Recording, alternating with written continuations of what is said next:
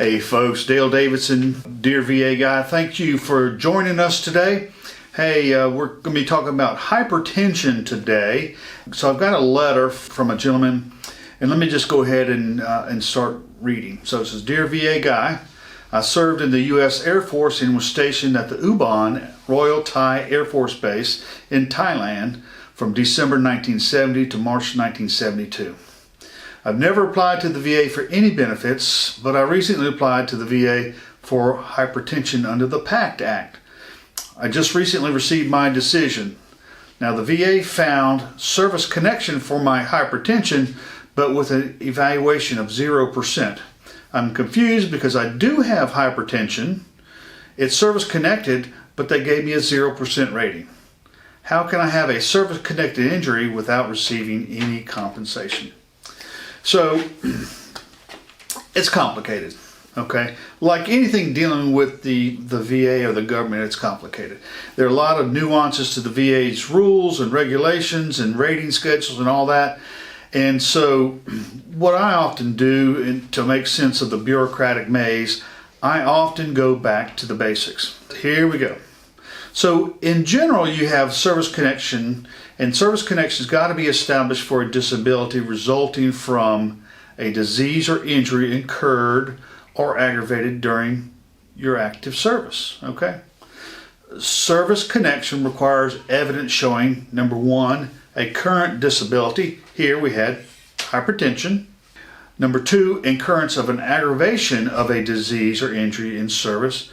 And three, a nexus. We always talk about this nexus, a connection between the current disability and the disease or injury incurred or aggravated during your service. Service connection can be granted for any disease diagnosed after your discharge. In this case, it was hypertension. When all the evidence, including your service records, establishes that the disability was incurred by service. Now, prior to the PACT Act, hypertension was not really included, and we're going to talk about this a little bit more, that the PACT Act has now included that in a presumptive condition for Vietnam veterans. Anyway, so in addition to the service connection, okay, you can establish secondary service connection by a current disability, okay, for which secondary service connection is sought, okay. In this case, again, hypertension may or may not have been a secondary. We just have to look at the medical evidence, okay? Service-connected disability and a causal relationship or nexus between the current disability and the service-connected disability. So, getting to the lick log of everything. So we got veterans who served in Vietnam between January 1962 and May 1975 are presumed to have been exposed to herbicide agents such as Agent Orange. Now, there's certain medical conditions that may be granted service connection on a presumptive basis due to such exposure. Meaning, you were there, you have the condition, you don't have to prove connection. If you were there in Vietnam, it's presumed that you were exposed to Agent Orange. So prior to the enactment of the PACT Act, the DOD confirmed that Agent Orange were used in Thailand during Vietnam.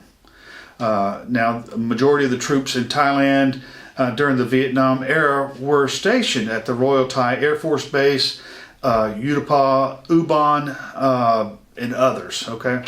In this case, our veteran was at Ubon. Okay, so we've got the service connection there. Again, if the veteran served in any one of these air bases, then they are presumed to have been exposed to Agent Orange. Now, in August of 2022, the PACT Act greatly expanded the VA benefits for veterans. I mean, this has really exploded what veterans are now entitled to. And specifically under certain sections of the Act, they added new locations to the presumptive herbicide list, okay? And so that included the Royal Thai Air Force Base, the military base in Thailand, and some other bases if you need those bases, just shoot me an email at dearvaguy@gmail.com and we'll send you that list. But for our purposes today, the PACT Act also added hypertension and monoclonal gammopathy, I'm not pronouncing that correct, as a list of presumptive conditions for your exposure to Agent Orange. So if you have hypertension and you served in Vietnam or in Thailand in one of those bases that is mentioned, then it's presumed that you have a service connection. So here, the review of your service record shows that, again, you were stationed at Ubon, during Vietnam. And so, again, herbicide exposure is conceded, meaning presumed. So according to the VA rules and regulations, certain it's got to be listed, medical conditions, including hypertension, may be granted service connection on a presumptive basis due to your exposure to Agent Orange in Vietnam, or in this case, Thailand. Okay, clearly you've been diagnosed with hypertension. So in this case, the VA concluded that service connection for your hypertension, they granted that under the PACT Act because it's presumed, okay, due to your exposure to Agent Orange in Thailand. Now, let's get to the rating part. Okay, the VA rates hypertension based on a percentage rating from 10% to 60%. Now, this rating is determined according to your blood pressure reading. Diastolic pressure refers to the bottom number of the blood pressure, and then the systolic is the top number. So, based upon your numbers, okay, the VA uses the following criteria to rate your hypertension. 60% rating is given if your blood pressure is through the roof. If your diastolic pressure is 130 or higher. They do a 40% rating if your diastolic, meaning your lower number, pressure is between 120 and 129. A 20% rating is given if your diastolic pressure is between 110 or 119, or your upper number, your systolic pressure, is a whopping 200 or higher, okay? And then a 10% rating is given for your diastolic pressure if it's between 100 and 109, or your systolic pressure is 160 to 199.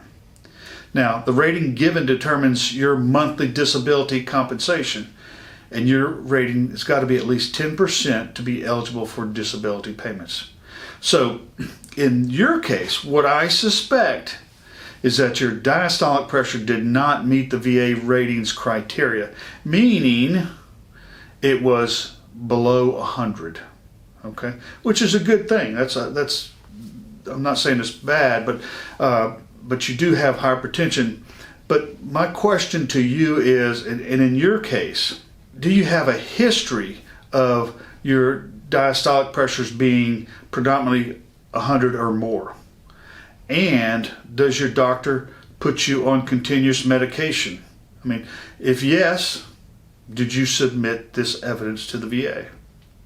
If you didn't submit this evidence to the VA, you need to. Because if your blood pressure is being controlled by medications, your diastolic number is going to be low, artificially low. So you should still be eligible for disability comp in this instant because of the medication you're taking. So blood pressure is kind of a new thing to the VA. Just came in August of 2022 with the PACT Act. A lot of different changes with respect to the PACT Act, including listing additional areas where, as a veteran, you would be covered for your exposure to Agent Orange. So, hey folks, thank you for watching. Look, go to this video where I talk about disability benefit questionnaires. That will help you out not only with your hypertension, but any other disability that you may have. Get those filled out by your doctor. It's a roadmap for the VA, and you'll be more successful. Until next time, have a blessed day.